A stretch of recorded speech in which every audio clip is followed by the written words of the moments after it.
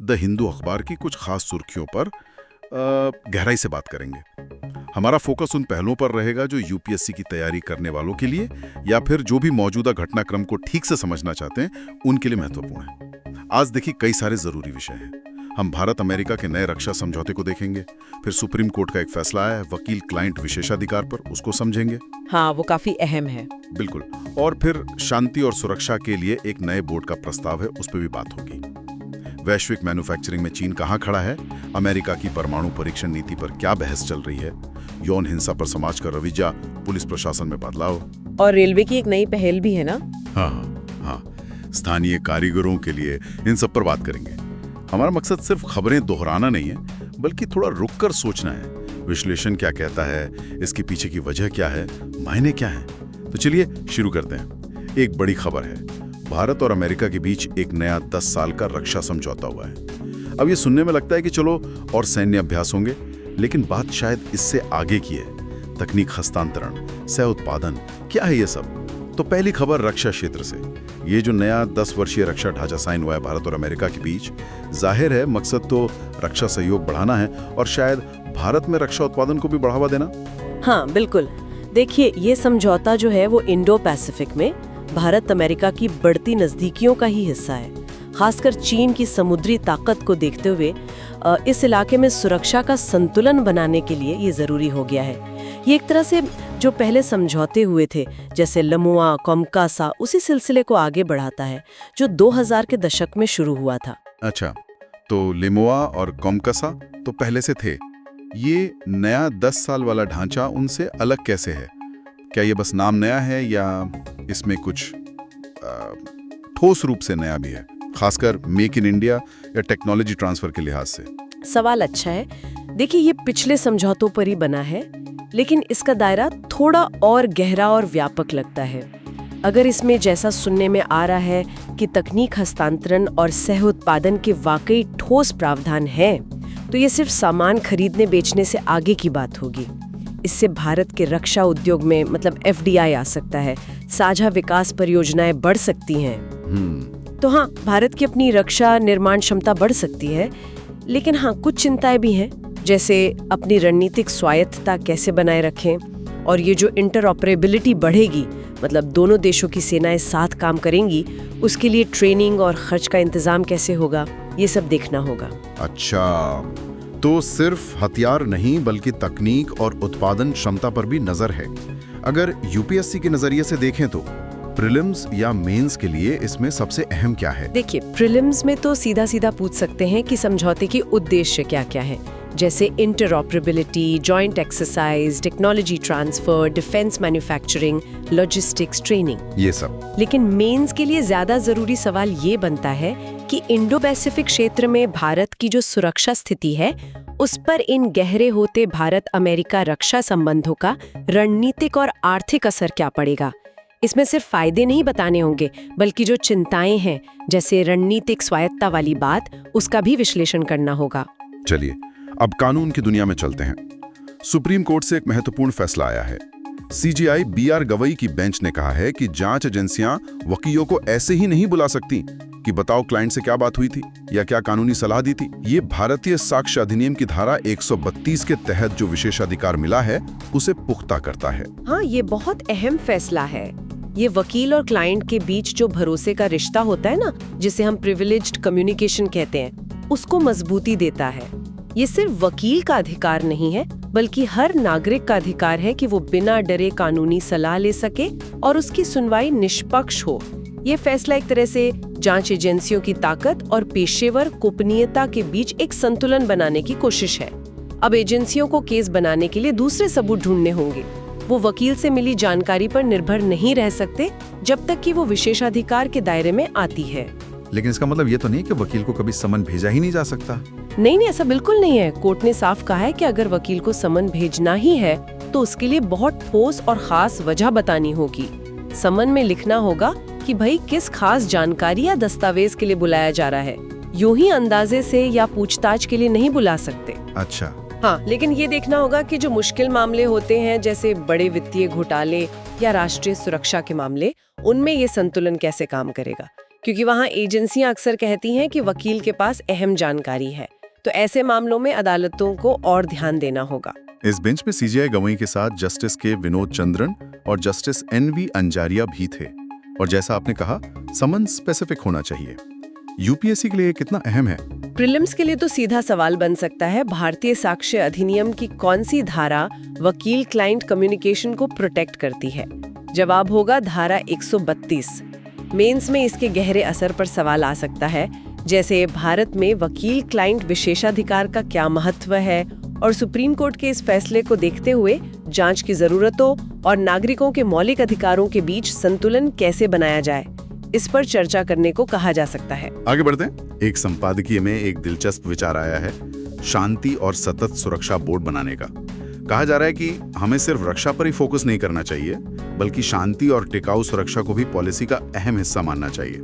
और इसके लिए एक संस्था बनानी चाहिए जिसमें कूटनीति, क्लाइमेट चेंज से निपटना, विकास, ये सब गैर सैन्य उपाय शामिल हों।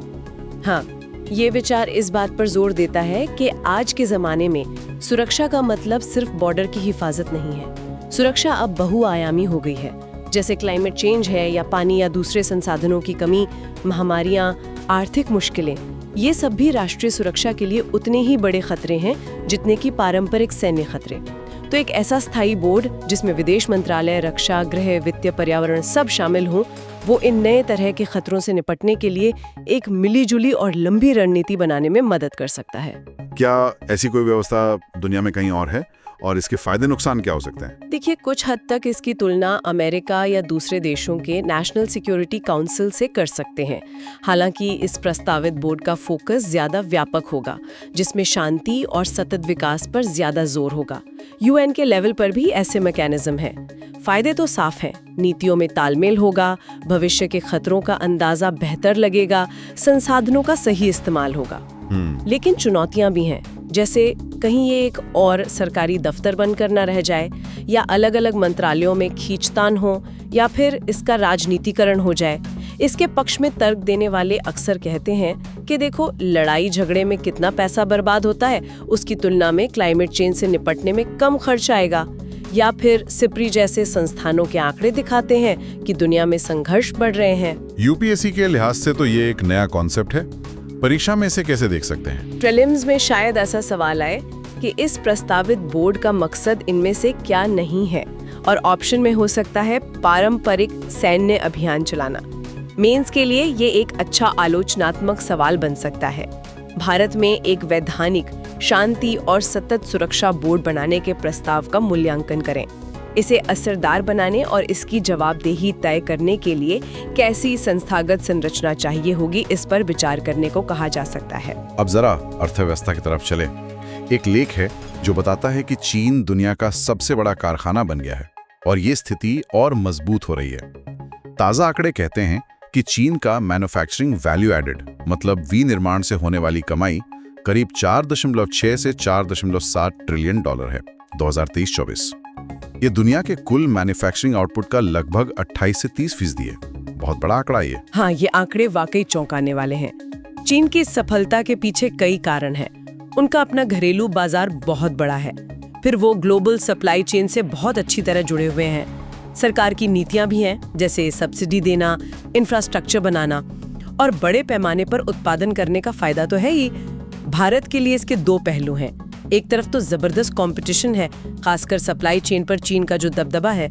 दूसरी तरफ मौके भी हैं, जैसे कुछ कंपनियां चीन से हटकर भारत जैसे देशों में आने की सोच सकती हैं, जिसे नियर शोरिंग कहते हैं, और भारत कुछ खास सेक्टर में एफडीआई खींच सकता है।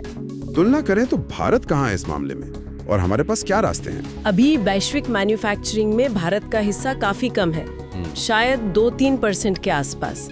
तो हमें बहुत काम करना है, जैसे इंडस्ट्रियल क्लस्टर बनाने होंगे, उन्हें मजबूत करना होगा, अपने एक्सपोर्ट को और कॉम्पिटिटिव बनाना होगा, प्रोडक्ट्स की क्वालिटी सुधारनी होगी, कुछ खास इंडस्ट्रीज पर फोकस करना होगा, जैसे फार्मा, इलेक्ट्रॉनिक्स, इलेक्ट्रिक गाड़ियों की सप्लाई चेन। और सप्लाई चेन में विविधता लाने के लिए दूसरे देशों से व्यापार समझौते करने होंगे। चीन का मैन्युफैक्चरिंग वैल्यू एडेड 4.66 ट्रिलियन और वैश्विक हिस्सेदारी 28-29% 2023। ये आंकड़े तो याद रखने पड़ेंगे। यूपीएससी के लिए क्या खास है इसमें? प्रीलिम्स के लिए तो सीधा सवाल हो सकता है, 2023 तक ग्लोबल मैन्युफैक्चरिंग में सबसे बड़ा हिस्सा किसका था? जवाब चीन है। मेंस के लिए विश्लेषण जरूरी है। ग्लोबल मैन्युफैक्चरिंग में चीन के इस दबदबे का भारत की आर्थिक सुरक्षा और औद्योगिक नीति पर क्या असर पड़ता है? इसमें हमें चीन पर निर्भरता कम करने और अपनी क्षमता बढ़ाने के उपायों पर बात करनी होगी। अगली खबर अंतर्राष्ट्रीय है और थोड़ी चिंताजनक भी। अमेरिका से खबर है कि वहाँ शायद राष्ट्रपति ट्रंप या कोई और बड़ा नेता परमाणु विस्फोटक परीक्षण फिर से शुरू करने की सोच रहे हैं। ये एक बड़ा कदम होगा क्योंकि अमेरिका ने 1992 से ऐसे टेस्ट पर खुद ही रोक लगा रखी है। अगर अमेरिका वाकई ऐसा करता है तो इसकी जियोपॉलिटिकल नतीजे बहुत गंभीर हो सकते हैं। इससे एक नई न्यूक्लियर हथियारों की रेस शुरू हो सकती है। परमाणु अपसार की जो व्यवस्था है, नॉन प्रोलिफरेशन रिजीम, उसे धक्का लगेगा। खासकर CTBT यानी कॉम्प्रिहेंसिव टेस्ट बैन ट्रीटी, जो लागू तो नहीं हुई पर एक राजनीतिक अहमियत रखती है, वो कमजोर होगी। दुनिया भर में डिप्लोमेटिक टेंशन बढ़ सकती है और तो और ये दूसरे न्यूक्लियर देशों को भी अपने हथियार प्रोग्राम तेज करने के लिए उकसा सकता है। इसके अलावा क्या कोई तकनीकी या पर्यावरण से जुड़े पहलू भी हैं? हाँ बिल्कुल, परमाणु विस्फोटों से पर्यावरण को नुकसान होता है, रेडिएशन फैलता है। हालांकि एक तर्क ये भी दिया जाता है कि आजकल बिना विस्फोट किए भी, मतलब कंप्यूटर सिमुलेशन से या सब क्रिटिकल टेस्ट से हथियारों की जांच हो सकती है, तो बड़े विस्फोटों की जरूरत शायद उतनी नहीं है। भारत के नजरिए से देखें तो हमें इसे अपनी न्यूक्लियर पॉलिसी के संदर्भ में देखना होगा। हमारी पॉलिसी है विश्वसनीय न्यूनतम प्रतिरोधक क्षमता और पहले इस्तेमाल ना करने की। हालांकि नो फर्स्ट यूज पर बहस चलती रहती है। अमेरिका की ये रोक 1992 से थी और CTBT 1996 में आई पर लागू नहीं हुई। ये कॉन्टेक्स्ट जरूरी है। यूपीएससी में ये कैसे आ सकता है? प्रीलिम्स में सीधा सवाल पूछ सकते हैं कि अमेरिका ने परमाणु विस्फोटक परीक्षण पर वॉलंटरी रोक कब लगाई? जवाब 1992। मेंस के लिए ये एक गंभीर मुद्दा है। सवाल बन सकता है, अगर कोई बड़ी न्यूक्लियर पावर विस्फोटक परमाणु परीक्षण फिर से शुरू करती है तो ग्लोबल नॉन प्रोलिफरेशन व्यवस्था पर इसके संभावित परिणाम क्या होंगे? इसका विश्लेषण करना होगा।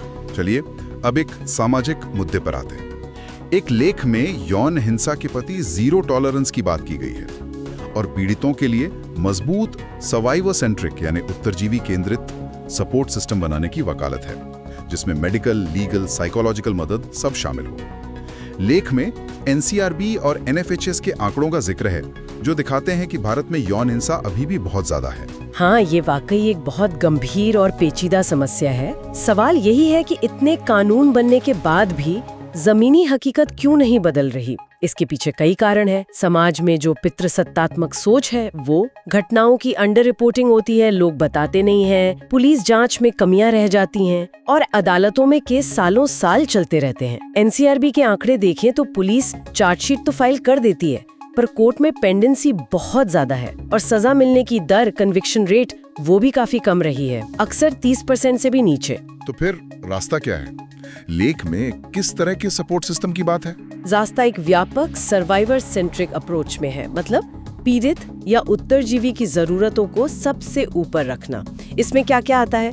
घटना के तुरंत बाद संवेदनशील तरीके से मेडिकल हेल्प और फोरेंसिक जांच, मुफ्त कानूनी मदद, मानसिक स्वास्थ्य और ट्रॉमा से उभरने के लिए काउंसलिंग, मामलों की सुनवाई के लिए फास्ट ट्रैक कोर्ट्स, पुलिस वालों की सेंसिटिविटी ट्रेनिंग और सबसे जरूरी समाज में जागरूकता और रोकथाम के उपाय जैसे स्कूलों में शिक्षा। एक बहस ये भी है कि रिपोर्टिंग को अनिवार्य बनाने और उत्तरजीवी की प्राइवेसी और ऑटोनॉमी की रक्षा के बीच संतुलन कैसे बने। NCRB 2023 के आंकड़े कहते हैं कि महिलाओं के खिलाफ अपराध के करीब 4.48 लाख मामले दर्ज हुए हैं। डराने वाले आंकड़े हैं। यूपीएससी के लिहाज से क्या जरूरी है? प्रीलिम्स में आंकड़ों पर सवाल आ सकता है, जैसे NCRB 2023 के अनुसार महिलाओं के खिलाफ अपराध के लगभग कितने मामले थे? उत्तर 4.48 लाख। मेंस के लिए ये एक बहुत महत्वपूर्ण सामाजिक न्याय का मुद्दा है। सवाल बन सकता है, कानूनी सुधारों के बावजूद भारत में यौन हिंसा क्यों जारी है? कारणों का आलोचनात्मक परीक्षण करें और एक व्यापक सर्वाइवर सेंट्रिक पॉलिसी रिस्पॉन्स सुझाएं। अब एडमिनिस्ट्रेशन से जुड़ी एक खबर, सुप्रीम कोर्ट ने केंद्र सरकार की एक रिव्यू पिटीशन खारिज कर दी है। केंद्र ने कोर्ट से कहा था कि वो अपने पुराने फैसले पर फिर से विचार करें, जिसमें CAPFs यानी सेंट्रल आर्म्ड पुलिस फोर्सेज में IPS अधिकारियों की डिप्यूटेशन धीरे धीरे कम करने और कैडर रिव्यू करने को कहा गया था। हाँ, तो इस फैसले का असर CAPFs के मैनेजमेंट पर पड़ेगा। अब इन फोर्सेज में उनके अपने कैडर के अधिकारियों पर ज्यादा निर्भरता बढ़ेगी। ऐसा माना जा रहा है कि इससे शायद जमीनी स्तर पर जवाबदेही बेहतर हो, क्योंकि कैडर ऑफिसर लंबे समय तक एक ही फोर्स में रहते हैं। लेकिन हाँ, शुरू में शायद अनुभवी अधिकारियों की थोड़ी कमी महसूस हो सकती है।